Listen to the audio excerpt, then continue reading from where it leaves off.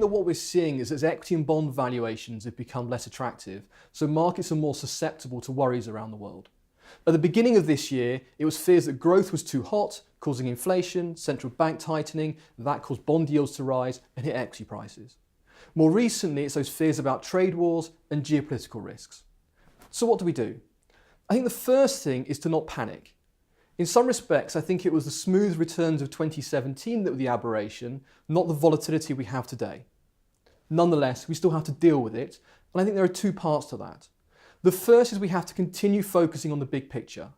We've been in what we term the expansion phase of the economic cycle for many years, and that's positive for returns. But there's a risk that at some point we move to the slowdown phase. We continue to keep our eyes peeled looking for that, but we don't see it yet today. That's a good thing for markets. The second thing is we have to learn how to deal with these curveballs. And in some respects, actually, when you look at them and you look behind the headlines, we're seeing that some of the authorities are actually suppressing volatility. So, for example, the Federal Reserve on their predictable pace of rate hikes, the Chinese authorities with their measured response to the threat of tariffs from the US.